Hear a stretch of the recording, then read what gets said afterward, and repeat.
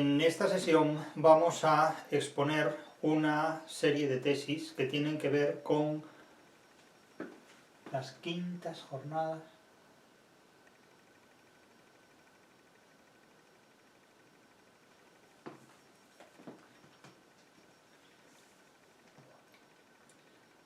Vamos a exponer en esta sesión una intervención que está enmarcada en las quintas jornadas de iniciación de estudios literarios organizadas por varias universidades españolas y con centro de referencia en la Universidad de Las Palmas de Gran Canaria.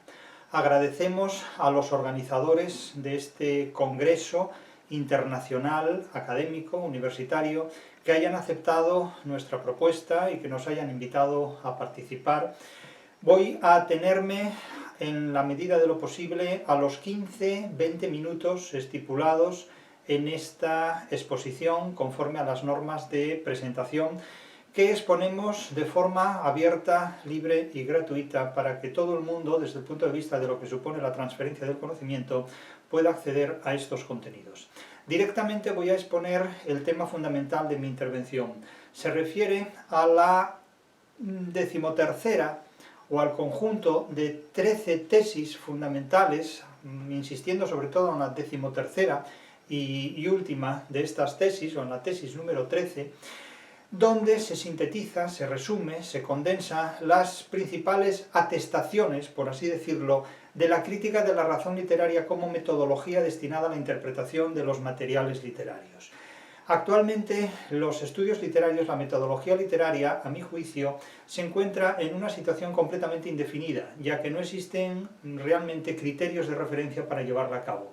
La mayor parte de las metodologías y de las orientaciones destinadas al estudio de la literatura, en particular de los materiales literarios específicamente, caminan por derroteros que se sitúan todavía en las aportaciones que se han hecho prácticamente ya hace más de medio siglo, por no decir que vamos ya camino del siglo entero, en los estudios literarios. Es decir, que casi como un hámster en su rueda, la mayor parte de los estudiosos de la literatura y de los problemas de la literatura se sitúan en un bucle donde se citan recurrentemente, sin ir a ninguna parte, reiterando ideas conocidas desde hace décadas y realmente hoy muy oxidadas, a los mismos autores de siempre. Es necesario superar los planteamientos de estructuralismos, postestructuralismos y postestructuralismos que no nos conducen a ninguna parte y que nos hacen tartamudear innecesariamente en la reiteración de ideas que deben superarse de forma absoluta y definitiva. Aquí vamos a plantear 13 caminos, 13 vías para superar las limitaciones actuales a donde nos ha conducido la posmodernidad y donde las universidades, que son instituciones cada día más centrípetas, más encerradas en sí mismas, más narcisistas, más endogamizadas, son incapaces de superar. La literatura actualmente es superior e irreductible a lo que se enseña en las universidades. En las universidades se ha producido una fibrilación de la literatura, una contracción de los estudios literarios, de tal manera que es necesario superarla y contrarrestar esa contracción, esa fibrilación mediante la transferencia del conocimiento hacia otras actividades y otras disciplinas que podrá tener mayor o menor fortuna según el grado de intensidad y originalidad que podamos ofrecer a estas perspectivas. Aquí, insisto, vamos a plantear 13 vías hasta llegar a la 13ª y muy importante vía para superar las limitaciones a las que la posmodernidad ha situado el estudio de la literatura, en las que la posmodernidad nos ha situado. Son las 13 tesis fundamentales de la interpretación literaria según la crítica de la razón literaria. La primera de esas tesis es la que afirma que la literatura es siempre una construcción racional. No podemos aceptar de ninguna manera que la literatura sea un sortilegio, que el estudio literario sea incurrir en una adivinanza o en una aruspicina o en una interpretación de una serie de cuestiones que tienen que ver con el irracionalismo. La literatura trabaja con ideas totalmente racionales, trabaja con métodos completamente racionales y constituye una cita con el desafío al conocimiento humano en diferentes facetas, más allá de racionalismos convencionales o deductivos como son los que se puedan dar pues, en la matemática, en la química, en la física, en la termodinámica. La literatura es un razonamiento no solamente deductivo, sino también inductivo, y en muchos casos también se trata de un razonamiento abductivo, de tal manera que a partir de una norma y de un resultado se infiere un caso, y no solamente deductivo, de manera que a partir pues, de una norma y un caso se infiere un resultado, ni tampoco inductivo. A partir de un caso y de un resultado se infiere una norma. Bien, es decir, que la literatura es una exigencia de racionalismo. No hay literatura irracional. En el arte, el irracionalismo, en la literatura, el irracionalismo es siempre un irracionalismo de diseño totalmente racionalista. Esa es la primera tesis. Por lo tanto, suprimir la razón humana, prescindir del racionalismo humano, supone desviarnos completamente. Es lo mismo que hablar de la supraconciencia en términos físicos, o hablar de la metafísica en términos físicos. Es decir, es situarnos fuera de un racionalismo, es retrotraernos filosóficamente a épocas que son absolutamente incompatibles con el racionalismo contemporáneo. En segundo lugar, hay que advertir que la literatura siempre es una realidad material. La literatura existe materialmente, la literatura no es un fantasma, la literatura no es un espíritu, la literatura es una realidad material. El gran problema que heredamos, sobre todo desde el romanticismo y desde la Ilustración, es un problema que tiene su origen en Alemania, es decir, la caja de Pandora del espiritismo, que eso es, en definitiva, la tradición alemana que se remonta a la Ilustración. Es decir, antes de la Ilustración, la tradición alemana es un espiritismo todavía mucho más intenso, es el luteranismo, en definitiva. De tal manera que la literatura, desde el punto de vista de la herencia del romanticismo, adolece de esa tendencia por parte de la mayor cantidad de intérpretes que se han ocupado de ella, de supeditarla a términos, insisto, espiritistas, idealistas. Se habla del espíritu en lugar de hablar de racionalismo, se habla de referentes metafísicos para tratar de salvaguardar en el mundo contemporáneo privilegios propios de una metafísica antigua que es absolutamente inútil para interpretar los materiales literarios. Los autores de obras literarias no son espíritus, son seres humanos de carne y hueso que han vivido, que han sufrido, que han sido felices o infelices y que dan testimonio de ello. El resultado son textos literarios que llegan a nosotros a través de los sentidos, a través de la escritura, a través de la oralidad. Son materiales perfectamente tangibles que llegan a lo inteligible a través de lo sensible y que no pueden limitarse a una interpretación meramente sensible, sino que exigen también lo inteligible. Y por supuesto llegan a lectores, que no son lectores ideales, como nos advierte una vez más esa versión luterana de la teoría de la literatura, que es la de Hans Robert Jauss y la de Wolfgang Iser, que son en definitiva espiritistas de la teoría literaria, hablando de autores implícitos, de lectores implícitos, en la línea que sirve de contrapartida a Wayne Booth en el autor implícito.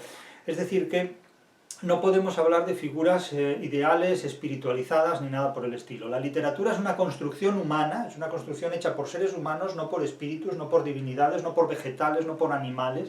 Es una construcción humana totalmente racional, es decir, de un racionalismo, y aquí nos retrotraemos a la primera tesis, es una construcción completamente racional, humana, que se abre camino hacia la libertad a través de la lucha y del enfrentamiento dialéctico. Esto es enormemente importante porque la literatura tiene una dimensión política en virtud de la cual la literatura abre caminos a las posibilidades de la libertad. La literatura que no abre caminos a las posibilidades de la libertad es un kitsch. Es una literatura que está al servicio parasitariamente de ideologías, religiones, filosofías, que en definitiva no constituyen una originalidad en el desarrollo de la creación literaria. Es decir, cuando la gente no tiene inteligencia suficiente para escribir obras literarias, escribe kitsch en formatos literarios, pero eso no es hacer progresar a la literatura, eso es hacer progresar la cuenta corriente, en definitiva, o las ideologías, o las filosofías, o las religiones, a las que esos presuntos autores literarios, que no lo son en realidad, fingen servir o prestan, de hecho, sus servicios. Insisto que la literatura es una construcción humana, es una construcción racional, que se abre camino hacia la libertad a través de la lucha y del enfrentamiento dialéctico con aquello que limita la libertad, que utiliza signos del sistema lingüístico a los que confiere un valor poético, según la tradición hispano-grecolatina, que los alemanes denominaron desde el contexto del idealismo estética, reduciendo la poiesis a aisdesis, reduciendo la construcción a sensación, a recepción, en una línea totalmente luterana, es decir, las cosas son el resultado de los efectos sensibles que tenemos de ellas, es decir, esto es el idealismo básicamente, es una reducción del mundo a mi experiencia psíquica, de tal manera que si yo me creo extraterrestre, soy extraterrestre solamente por el hecho de que yo me lo crea, es decir, desmintiendo la realidad, de ahí que el idealismo sea una filosofía incompatible con la realidad. De tal manera que, insisto, nos atenemos al concepto más bien aristotélico que kantiano de poética frente a estética, de poiesis frente a eidesis, que, como digo, inviste también no solo de un valor poético, que los alemanes llaman estético, los idealistas, los románticos llaman estético, sino que además le inviste de un estatuto ficcional. La ficción es un componente absolutamente imprescindible en la literatura. Sin ficción no hay literatura, hay pseudoliteratura o hay otras cosas, pero no hay literatura. La ficción es lo que diferencia la literatura de la historia, por ejemplo, y también, aunque la pone en relación de igualdad con determinados planteamientos matemáticos, por ejemplo, un planteamiento matemático, un enunciado de un problema químico matemático es ficticio también, porque no se da en la realidad, pero no tiene el valor literario, no tiene el resto de los componentes que materialmente se le exigen a la literatura. De tal manera que, como digo, utiliza signos del sistema lingüístico a los que confiere un valor estético e instituye de un estatuto ficcional, es decir, es una materialidad no operatoria. Lo que ocurre en la literatura no ocurre en la realidad fuera de la literatura. Ocurre en la realidad, pero en la realidad de la literatura, porque cuando leemos una obra literaria no salimos de la realidad. Lo que ocurre es que suspendemos determinadas funciones en tanto que interpretamos los contenidos formalizados en esos materiales literarios. Del mismo modo que cuando vemos una obra cinematográfica, en cine o en televisión, la realidad no se suspende, sino que integramos esa visualización cinematográfica en la realidad en la que estamos, en definitiva.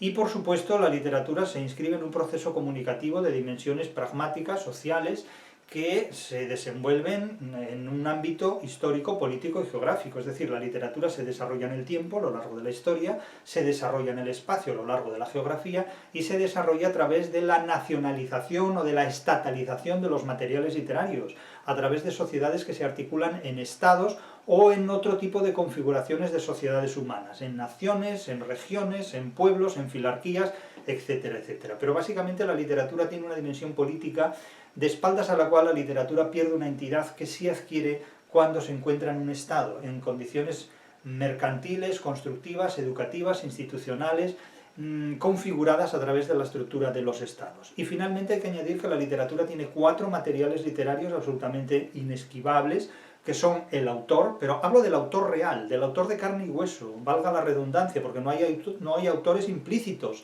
no hay autores ficticios, esos son fantasmas debidos, creados, promovidos, inventados por la teoría literaria de tradición luterana, que es la teoría literaria alemana. Es decir, de hecho, cuando se habla de teoría literaria alemana es lo mismo que si hablamos de teoría literaria luterana. Es decir, se inventan, en definitiva, pues lectores implícitos que además han tenido una gran historia, una gran biografía, como podemos hablar de la fenomenología del espíritu. Es decir, son entidades totalmente espiritistas, espiritualizadas, propias de un país que, como Alemania, pues se ha hipotecado en nombre del idealismo, en definitiva. Es decir, es un país que se ha entregado al idealismo, a una filosofía incompatible, de hecho, con la realidad. Y ha construido una teoría de la literatura totalmente hipotecada por ese idealismo, donde se ven constantemente pues, autores implícitos, lectores ficticios y todo este tipo de entidades, cuando solamente hay lectores reales. El lector implícito de Wolfgang Nietzsche es un lector que no ha ido al colegio, es un lector que no sabe leer ni escribir, es un lector que no tiene ni carne, ni hueso, ni cerebro. Es decir, entonces, ¿cómo que puede entender a alguien que no existe? ¿No? Es decir, es un fantasma. Es una forma sin materia, eso no tiene ningún sentido. La literatura tiene 4 materiales literarios absolutamente inderogables y fundamentales, que son el autor, la obra literaria, el lector físico, con una biografía específica, y el intérprete o transductor, que es el que interpreta para los demás. El lector interpreta para sí, el transductor interpreta para los demás. Vamos a la tercera tesis. La tercera tesis es la que afecta a la genealogía de la literatura. La genealogía de la literatura considera, según la crítica de la razón literaria, que hay cuatro familias literarias fundamentales, resultado de la combinación de los valores críticos o acríticos y de la combinación de otra serie enormemente importante de valores, en definitiva, que son los racionalistas o los irracionalistas. Es decir, la literatura puede ser crítica o acrítica. Será crítica si establece una crítica de aquellas ideas que plantea, y será acrítica si en lugar de establecer una crítica plantea una defensa acrítica, una defensa que no ve, que no examina, que no presta atención a aquellos aspectos que puedan resultar discutibles. Y la literatura podrá ser racional o aparentemente irracional. Podrá ser una literatura racional, como ocurre por ejemplo en el Quijote, donde se somete a una crítica racional cualquier tipo de episodios sobrenaturales, extraordinarios, fantásticos o trascendentes. Por ejemplo, el mono adivino de Maese Pedro, se advierte que no es un mono que hable, sino que es un trampantojo del propio Maese Pedro para vivir como un auténtico timador. Los molinos son molinos y no gigantes, como ve Don Quijote. La cabeza encantada no es una cabeza que hable como si estuviera encantada, sino que es una broma entre Antonio Moreno y un sobrino suyo que se hace pasar por un personaje que da voz a una cabeza encantada, es decir, un material inerte. Eso es una literatura crítica. La literatura crítica es aquella que, como la de Shakespeare, por ejemplo, hace referencia a una serie de cuestiones que tienen que ver con política o con religión, pero que no critica absolutamente ningún dogma ni de la política ni de la religión a la que hace referencia. Eso es una literatura totalmente acrítica.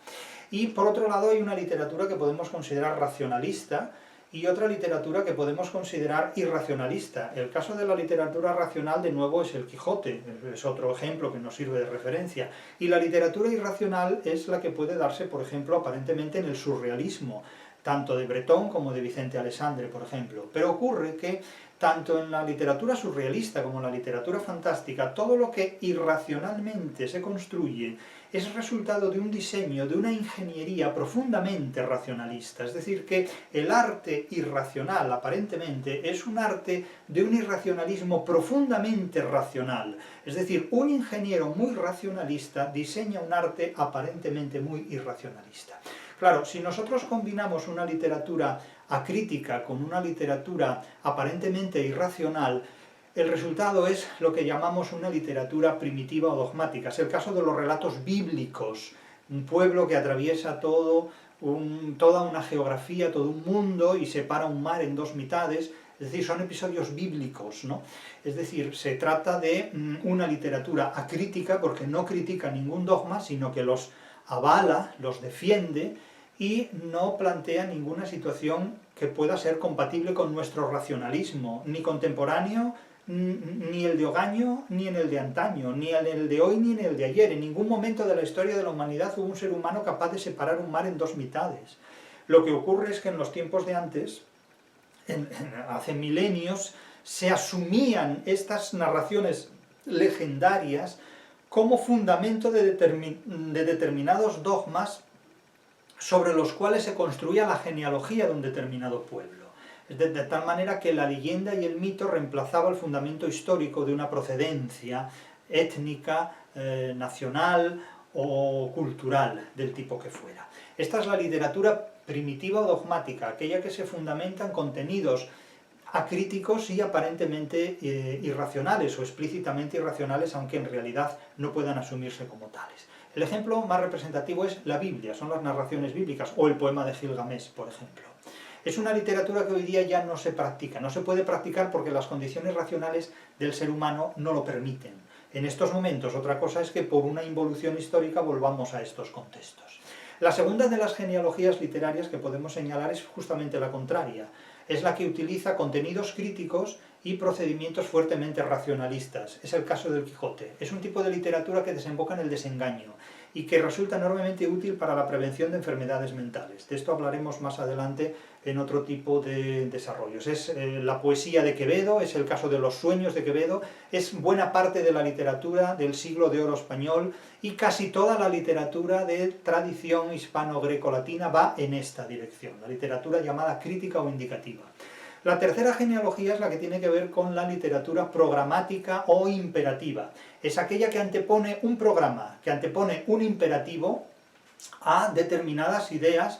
Naturalmente, la literatura programática o imperativa, al establecer ese programa por encima de todas las cosas, al establecer sus imperativos ideológicos por encima de todas las cosas, es una literatura no basada en la crítica, sino en lo acrítico, es decir, no critica aquellas ideas que trata de anteponer y de defender por encima de las demás ideas. Es por tanto una literatura propia de los sofistas, y muy propia de los filósofos. Tengas en cuenta que la filosofía es una forma excéntrica de ejercer la sofística.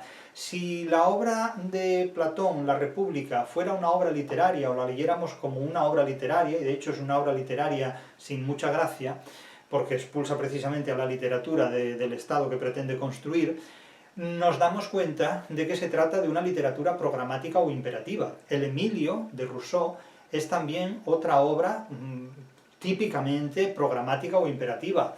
Los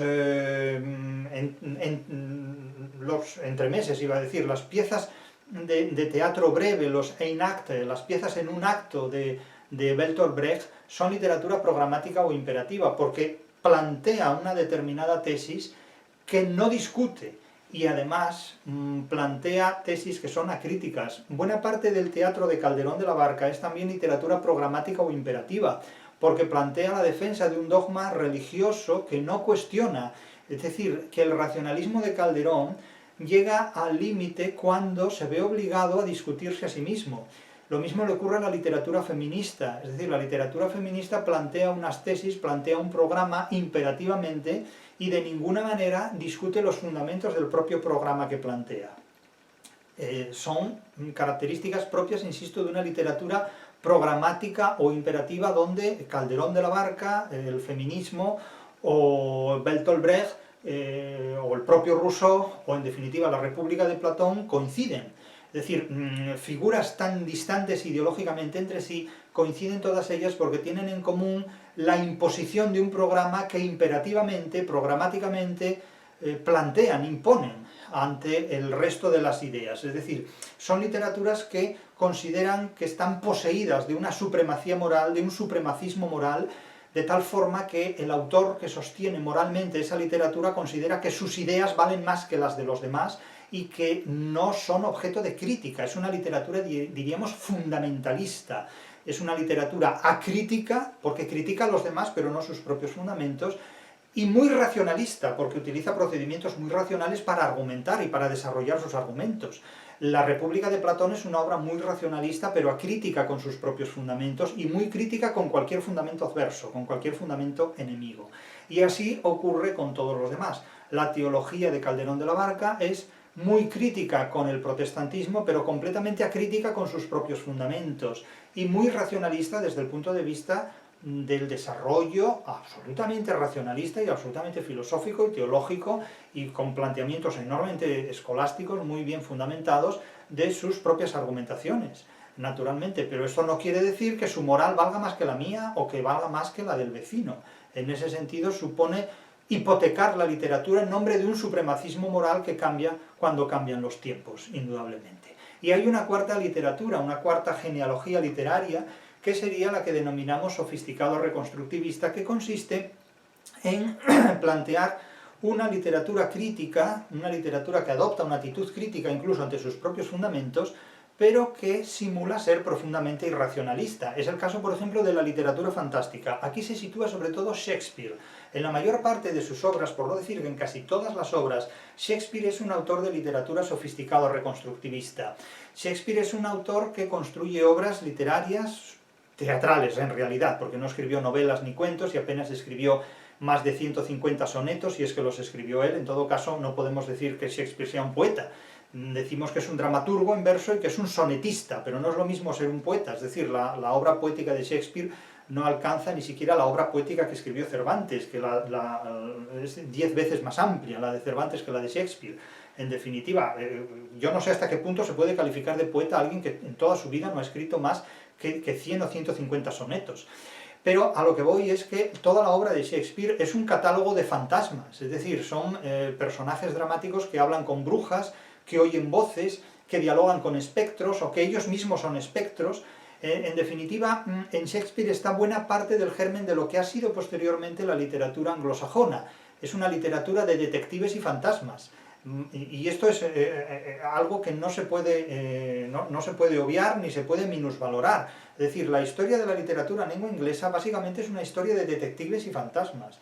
que tiene una calidad ínfima si la comparamos con la historia de la literatura de tradición hispano-grecolatina, Grecia, Italia, España, Atenas, Roma, siglo de oro español. Es decir, es una literatura mucho más empobrecida, es una literatura para adolescentes, es decir, como la filosofía, como los cuentos de Edgar Allan Poe.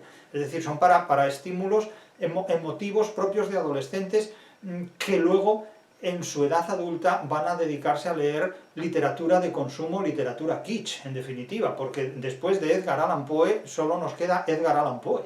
Es decir, son caminos sin salida que no van a ninguna parte. Literatura fantástica ya la tenemos en El asno de oro de Apuleyo, en La cueva de Montesinos, en el relato de Don Quijote, con unas consecuencias que tienen que ver con el desengaño y que son mucho más útiles. Es decir, la literatura fantástica que se queda simplemente en una reacción emocional y sensitiva y que no va hacia lo inteligible, es una literatura muy pobre. Insisto, es una literatura que va de Agatha Christie a Edgar Allan Poe. Eso es una literatura de consumo. Eso es una literatura que le viene bien al mercado, pero es muy empobrecedora desde el punto de vista de las exigencias de la inteligencia humana. Ahora, bien, allá cada cual. Estas son las 4 genealogías según la tesis número 3 de la crítica de la razón literaria.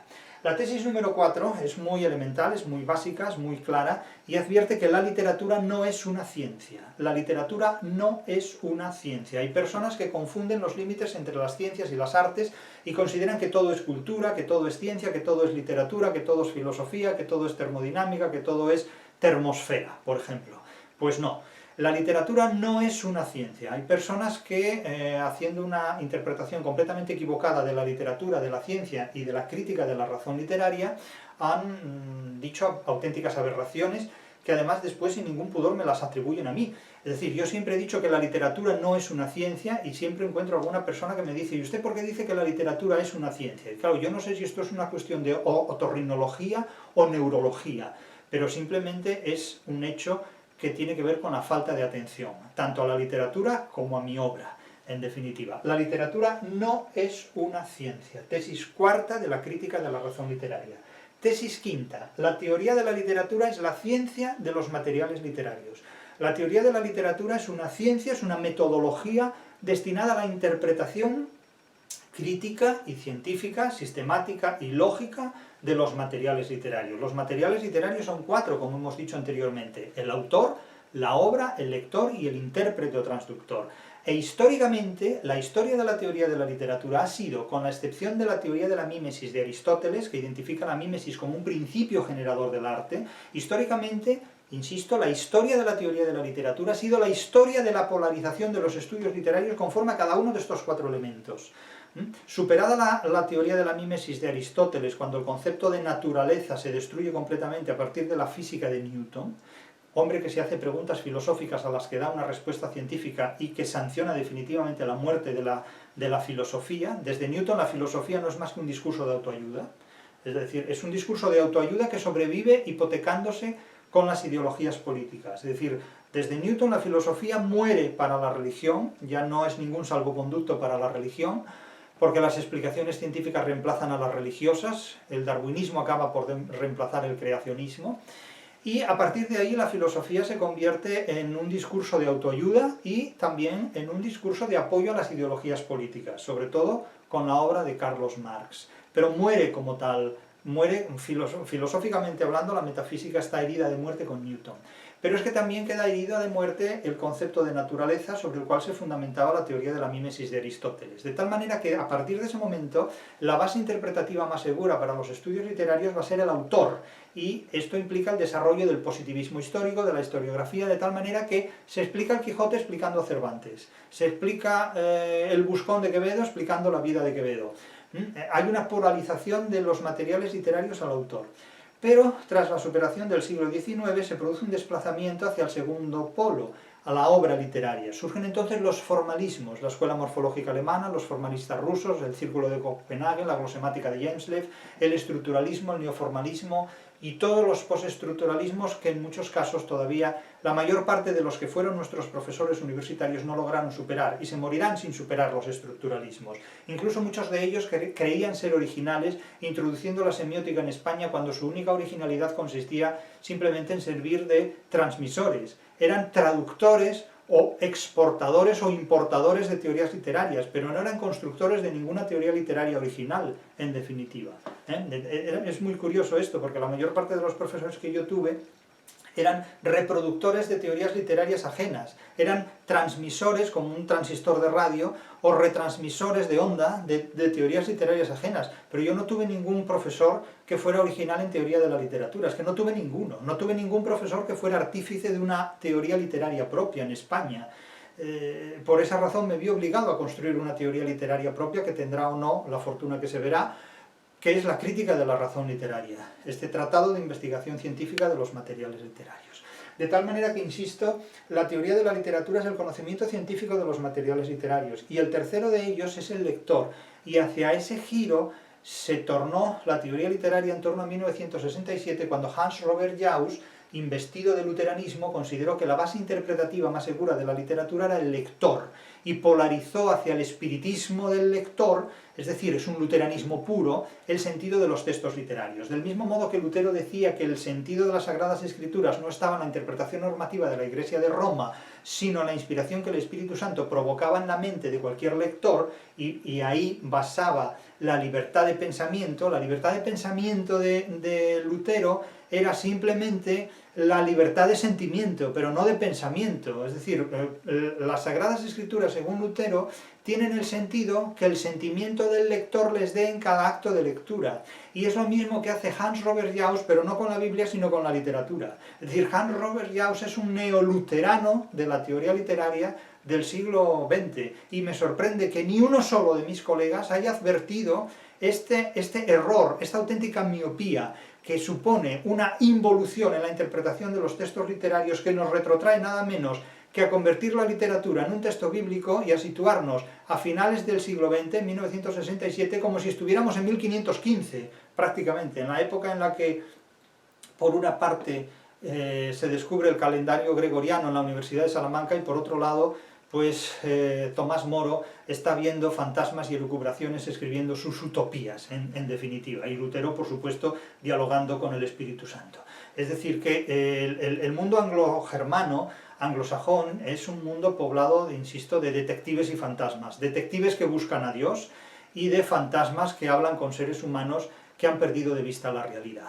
Bien, la crítica de la razón literaria es una negación de todo esto, y es una apuesta de la literatura ante los ojos y ante la inteligencia del ser humano. Y finalmente llegamos al transductor, que es el cuarto y último de estos elementos, de estos polos de la interpretación literaria, que es el intérprete que interpreta para los demás. El transductor no es simplemente un lector que interpreta para sí, es un lector que tiene capacidad para interpretar materiales para terceras personas, ante los demás. Es alguien que tiene un poder institucional, como un profesor de universidad, o como un editor, o como el director de un periódico, que es capaz de manipular los medios, de gestionar los medios, para determinar el sentido que aquello que él ha leído y examinado previamente pueda ejercer sobre supuestos destinatarios. Es decir, el control de los medios, medios literarios, medios de comunicación, medios de información, está siempre en manos de un transductor. Y estos son los cuatro elementos que Jacobson no supo ver cuando creyó haber descubierto el Mediterráneo de los tres focos básicos de la comunicación humana, emisor, mensaje y receptor, que si hubiera leído simplemente el principio, el comienzo de la retórica de Aristóteles, ya se habría dado cuenta que son los que menciona Aristóteles al comienzo de su retórica. En el primer párrafo de la retórica de Aristóteles está resumida, está sintetizada la comunicación de Jacobson en el Congreso de Indiana en 1958.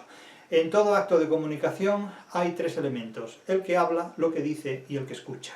Bueno, pues esto mismo fue lo que Jacobson creyó haber descubierto en nombre del estructuralismo, el emisor, el mensaje y el receptor, y todo Dios como papanatas auténticamente cegados por la voz anglosajona de este señor, de Roman Jacobson, eslavo de origen, por cierto, ruso de origen, pues, insisto, quedan cegados y creen haber descubierto el Mediterráneo cuando ya llevábamos navegando por el Mediterráneo varios milenios.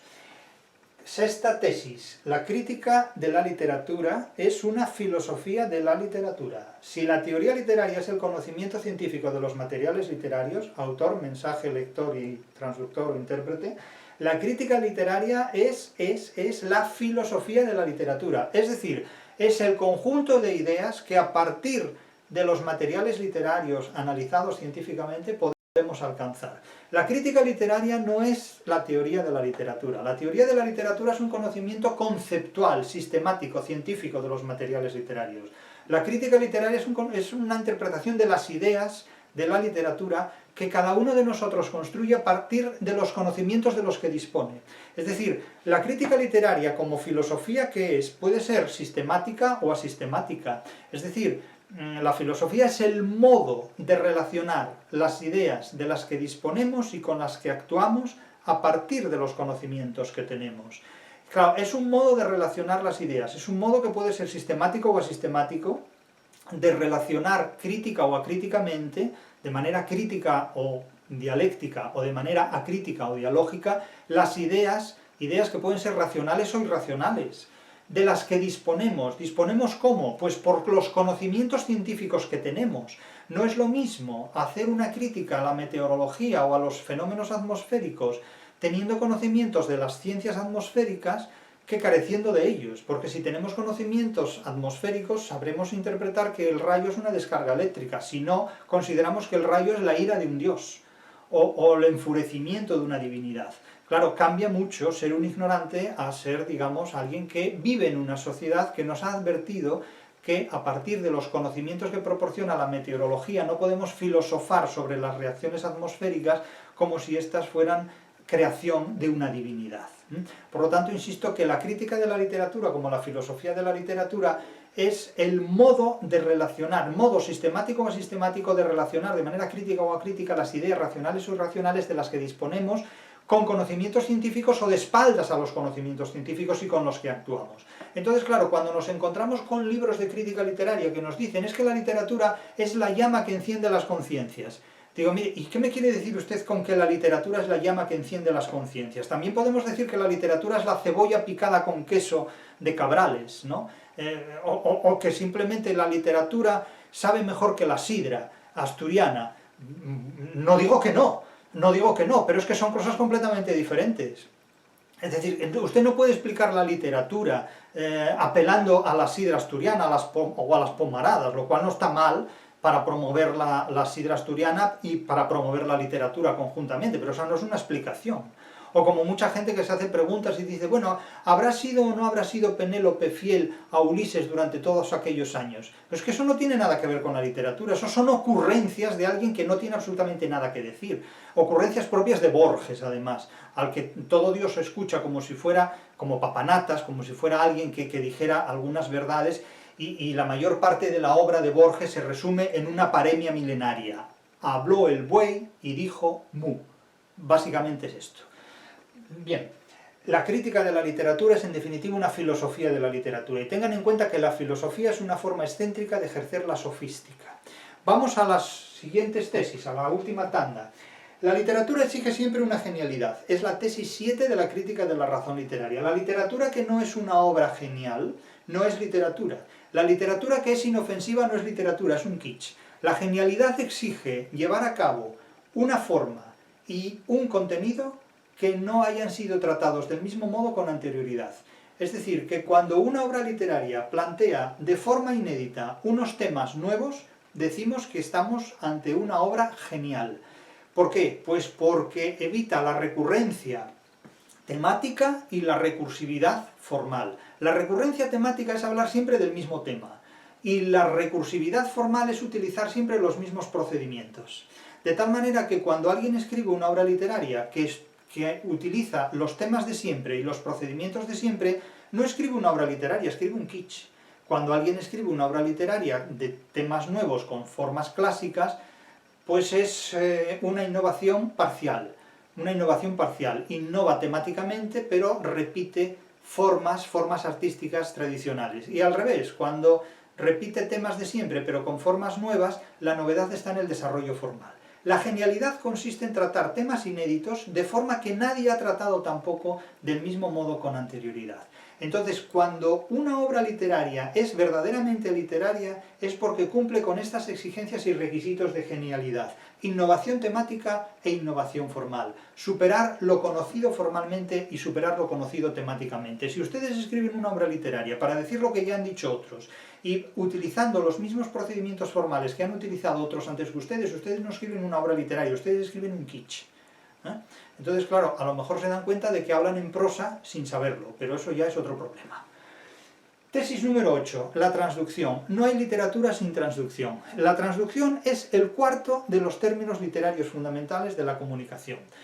Como hemos dicho antes, Jacobson reitera en 1958, como si fuera una novedad, lo que dice 25 siglos antes Aristóteles al inicio de su retórica, que son 3 los elementos básicos en un acto de habla. El que habla, lo que dice y quien escucha. Esto es lo que dice Jacobson. Pues bien, hay un cuarto elemento, que no vieron ni Aristóteles ni Jacobson, y dirá alguno, y lo viste tú.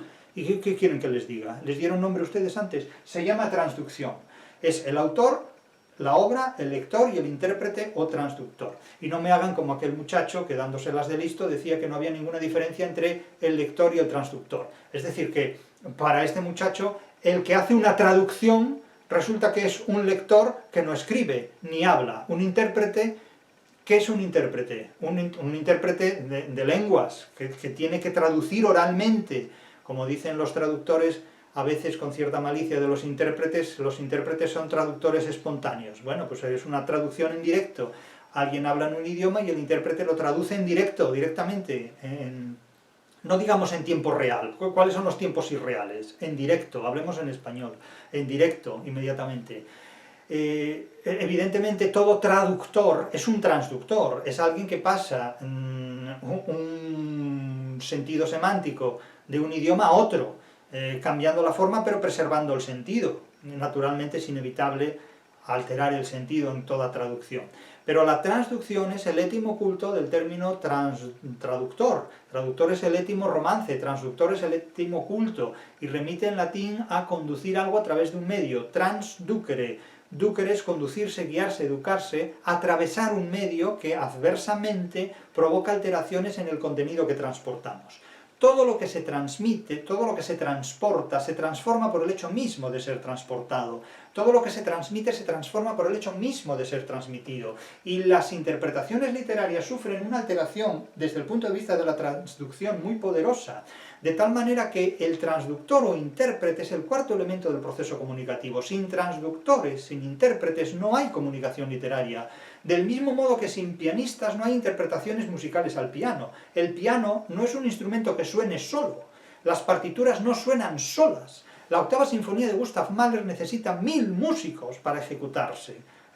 De tal manera que la música no suena por sí misma, el violonchelo no suena por sí mismo, alguien tiene que mover el arco, frotar las cuerdas y hacerlo debidamente. Lo mismo ocurre con el piano. Es decir, que no es lo mismo un oyente musical que un ejecutor de interpretaciones musicales. Entonces, claro, para aquel muchacho, ese pobre infeliz, que pretendía ser aprendiz de brujo y se queda en ácaro, en definitiva, que dice, no, es que no hay diferencia entre lector y transductor, o sea, vamos a ver, pero que uno tenga una limitación cognoscitiva de tamaña envergadura, no le obliga a ser un osado a la hora de decir un disparate y de retratarse para la posteridad como un boborolo, diciendo semejante cosa. Es decir, no traten de competir ustedes con quien no pueden competir, es decir, no traten de ser más altos que la Torre de Babel, cuando son unos ácaros, en definitiva, ¿no?, agusanados. Entonces, sean prudentes a la hora de tratar de ser valientes, ¿no? Es decir, la valentía requiere ante todo prudencia, entonces no digan tonterías, no digan tonterías, y menos con su futuro profesional. Es decir, un lector es alguien que interpreta para sí, un transductor es alguien que interpreta para los demás, porque tiene poder para imponer a los demás las interpretaciones de las que es capaz, en definitiva. Si no se tiene poder, no se puede ejercer la transducción. Novena tesis. La novena tesis advierte que la literatura es una ficción, es un discurso de ficción. La ficción es una materia que carece de existencia operatoria, puesto que solo tiene existencia estructural dentro de lo que es la obra de arte. Don Quijote no existe operatoriamente fuera de la novela de Cervantes. No podemos quedar con Don Quijote para tomar un café, ni para que nos explique por qué hizo esto o aquello en tal o cual capítulo de su novela. No. Eso no es posible, porque la ficción es una materia porque si no, no la percibiríamos, pero carece de existencia operatoria. La escultura de un caballo no nos permite cabalgar el caballo, salvo que seamos unos idealistas. El caso de Clavileño, por ejemplo. Quiero decir con todo esto que la ficción es un elemento absolutamente imprescindible en la literatura, es lo que diferencia la literatura de la filosofía. Los autores de obras literarias no creen que las ficciones que inventan, que diseñan, de las que son artífices, sean reales. Es decir, Cervantes sabía que Don Quijote no existía, Cervantes no iba a ir recorriendo los caminos de la Mancha para buscar la huella de las herraduras de Rocinante por aquellos caminos. Sin embargo, los filósofos, a diferencia de los literatos, creen convictamente en sus ficciones.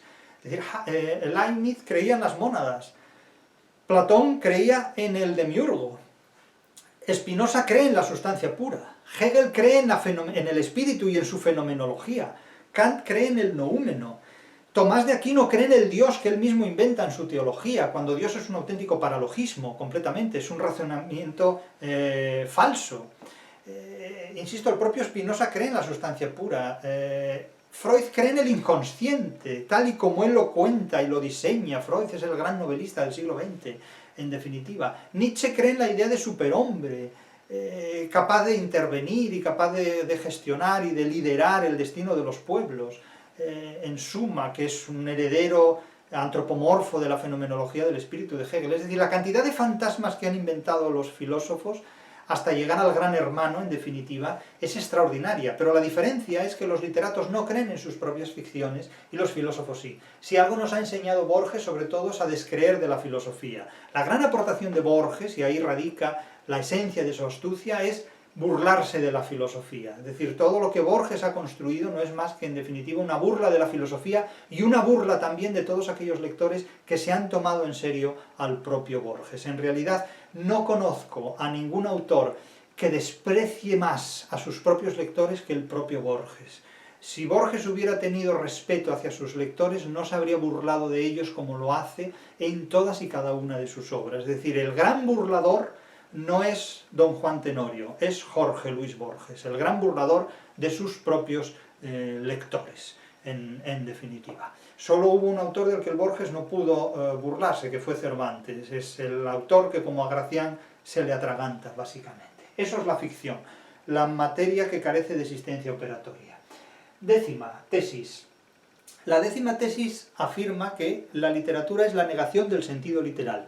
No podemos leer nunca una obra literaria adoptando una interpretación o exigiendo a la literatura una básica lectura literal de sus palabras, porque esto supone derogar la metáfora y supone hacer lo mismo que hacían Calvino, Lutero y los hombres de iglesia. Son incapaces de interpretar las metáforas, se toman la ficción en serio, se toman la metáfora en serio, de tal manera que cuando alguien dice pues que caminante no hay camino, se hace camino al andar, pues dicen, no, es que el camino no es eso, el camino es un itinerario que responde a tales características, o cuando se dice Dios está azul, se dice, no, es que Dios no puede estar azul porque Dios es una sustancia pura y las sustancias puras no admiten accidentes. Bien, pero es que el Dios de los filósofos no es el Dios de los poetas, el camino de los ingenieros de caminos, canales y puertos no es el camino de los poetas.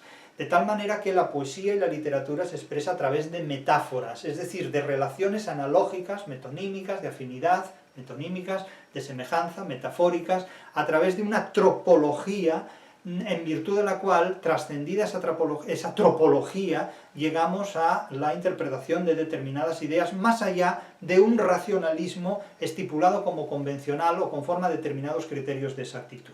Insisto que no podemos reducir la literatura a un sentido literal porque sería lo mismo que si ante un problema matemático del tipo Jaimito tiene 3 naranjas y María le come 2, ¿cuántas naranjas le quedan a Jaimito? Y entonces decimos, ¿pero por qué María le come 2 naranjas a Jaimito? Eso es privar a Jaimito pues, de una alimentación básica y sana para su edad, etcétera, etcétera. O sea, eso es tomarse la ficción en serio.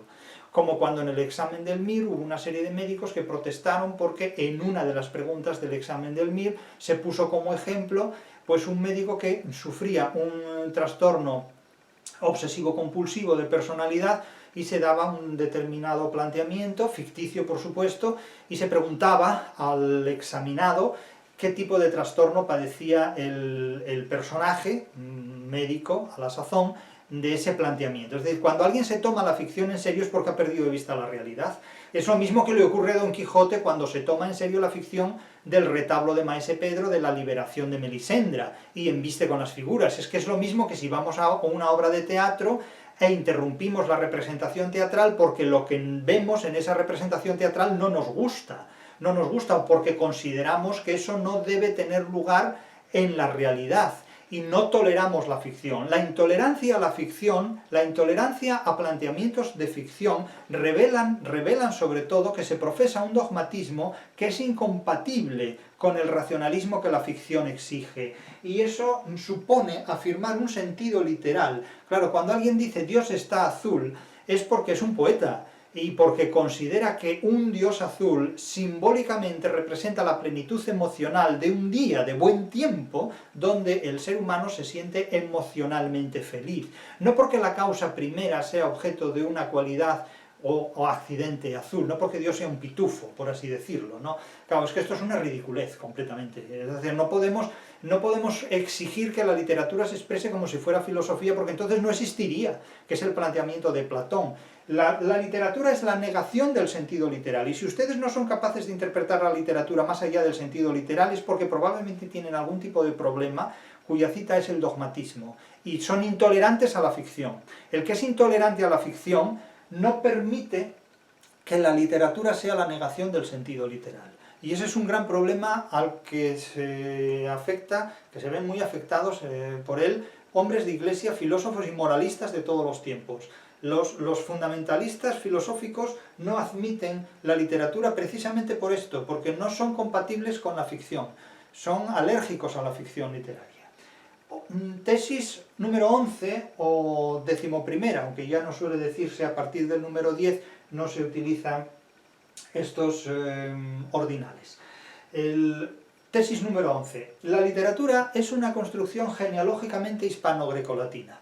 Es decir, la literatura nace en Grecia, y nace sobre todo con Ilíada y con Odisea, las obras de Homero. Es una construcción de tradición hispano-grecolatina. Básicamente lo que han hecho otras literaturas hasta el siglo XVIII ha sido imitar la tradición literaria hispano-grecolatina, y cuando se han negado a imitar esa tradición literaria han construido básicamente historias de detectives y fantasmas o simplemente melodramas, que es el terreno en el que hoy sobre todo se mueve la literatura. Si ustedes ven sobre todo los premios literarios, ven que la política premia obras que no son literarias, pero que son pseudo-literarias, donde lo que se presentan son modelos que guían a una sociedad simplemente a quejarse de todo, absolutamente. Son prototipos humanos absolutamente fracasados que sirven de terapia de grupo al fracaso colectivo. Es un discurso propio de sociedades humanas absolutamente fracasadas en busca de una felicidad indefinida, anodina y absurda. Esos son los grandes premiados hoy día planetariamente por la globalización que nos gobierna. Nada que ver con la literatura. La literatura es una invención y una construcción hispano-grecolatina. Y la literatura anglosajona, que es la más eurocéntrica que hay, la más globalista que hay, es básicamente una literatura de detectives y fantasmas. Ha perdido de vista básicamente la realidad. La otra de las tesis, la número 12, es que la literatura no admite de ninguna manera ser disuelta en cultura. La literatura es superior e irreductible a la cultura. Es un error para el hispanismo reemplazar los estudios literarios por los estudios culturales. La cultura es una invención de aquellos pueblos que carecen de literatura, y pienso específicamente en países como Estados Unidos.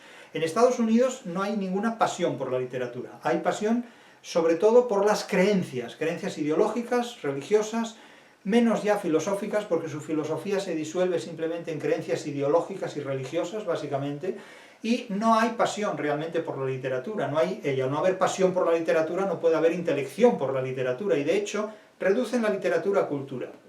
Lo que sorprende es que esta reducción de literatura a cultura y esta suplantación de los estudios literarios por los estudios culturales haya sido asumida de forma completamente acrítica por toda la hispanidad, por toda Hispanoamérica y por toda la Europa de tradición hispano-grecolatina. Y eso es un enorme error. Es un enorme error no porque el Quijote no sea cultura, sino porque el Quijote es superior y irreductible a la cultura. Eso es como decir que el si bemol es cultura. Bueno, el si bemol será cultura, pero es que eso no nos explica nada acerca de la musicología que es necesario saber.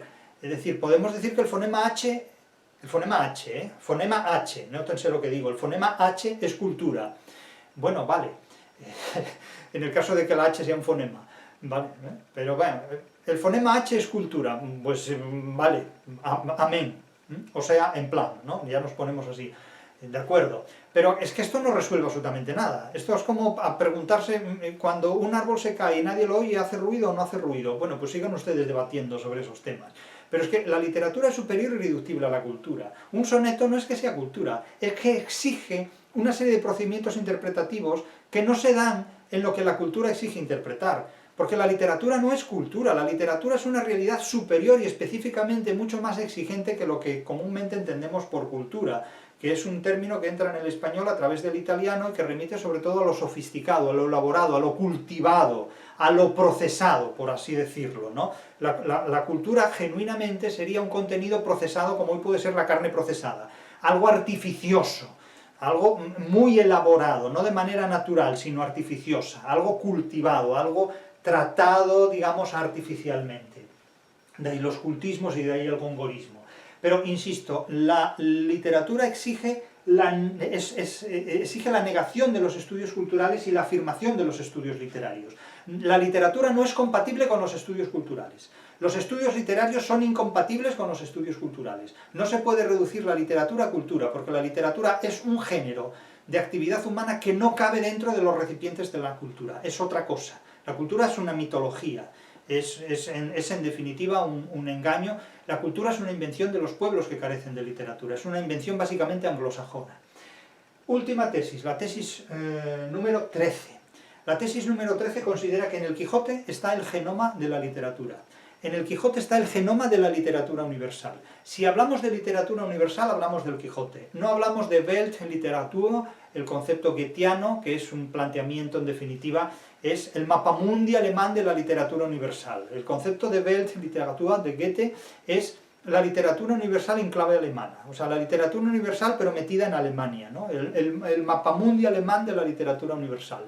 Es decir, un idealismo absurdo. No planteamos esto cuando decimos que en el Quijote está el genoma de la literatura. En el Quijote están todos los ingredientes literarios anteriores al Quijote y potencialmente todos los ingredientes literarios posteriores al Quijote. Eso es lo que quiero decir, que si leemos el Quijote de Cervantes, y eso es la tesis de nuestro libro Anatomía del Quijote, si leemos el Quijote de Cervantes, leemos el genoma de la literatura. Si tenemos que descifrar el genoma literario, es porque podemos comprender el Quijote. Sin el Quijote no es posible descifrar el genoma de la literatura, porque en el Quijote está el genoma de la literatura. Y con esto termino mi intervención. Estas son las 13 tesis fundamentales de la interpretación literaria en el siglo XXI, según la crítica de la razón literaria.